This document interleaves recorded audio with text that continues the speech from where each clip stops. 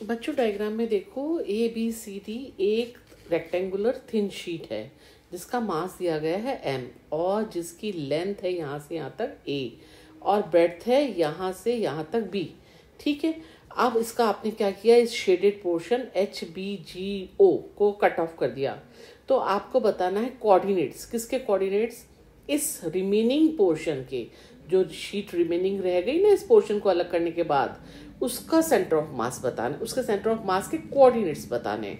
ठीक है, तो इसमें मैं आपको बताती हूँ कि जो डी पॉइंट है ये ओरिजिन है ना।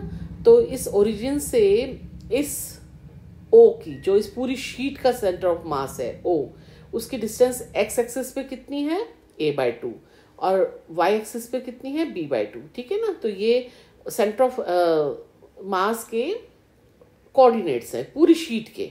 अभी हमने उसको कट ऑफ नहीं किया ना उसके पहले, अब हम इस पोर्शन को कट ऑफ कर देते हैं। तो इस शीट का पोर्शन जिसको हम कट कर रहे हैं उसका सेंटर ऑफ मास का यहाँ होगा, तो उसके कोऑर्डिनेट्स क्या होंगे, एक्स एक्सिस में डी ओरिजिन मान लो, तो उससे डिस्टेंस कितनी है 3a/4। कैसे आई 3a/4, ये डिस्टेंस है a/2 और ये a/4, तो आ गया 3a/4। अच्छा, अब y एक्सिस में कितना है इसका कोऑर्डिनेट, इस सेंटर ऑफ मास का कोऑर्डिनेट कितना है इस पोर्शन का जो आप कट कर रहे हो, 3b/4 है ना। क्यों, क्योंकि b/2 और b/4 प्लस किया तो आ गया 3b/4। ठीक है, तो ये तो हमको आ गया, इसकी पोजीशन आ गई, आपको दोनों कोऑर्डिनेट्स आ गए। अब हम क्या करेंगे, इस बचे हुए पोर्शन का सेंटर ऑफ मास निकालने के लिए एक्स एक्सिस में और वाई एक्सिस में कैलकुलेशन करेंगे।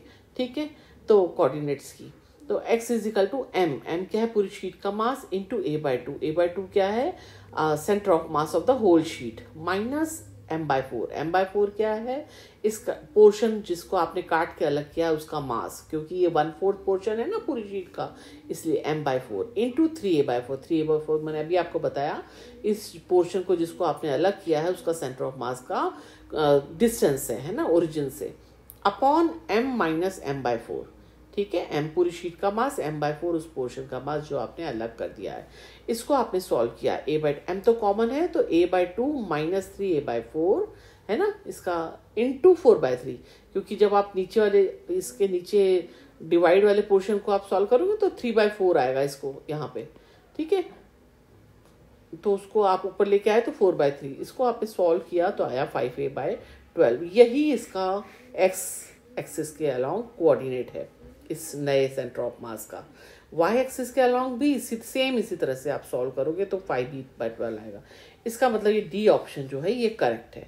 ठीक है, वो सेंटर ऑफ मास यहाँ कहीं आएगा है ना, ये 5a/12 और 5b/12। क्यों खिसक गया यहाँ से, क्योंकि ये वाला पोर्शन जो है ये जो है ये आपने काट के अलग कर दिया है। Okay, I hope you understood.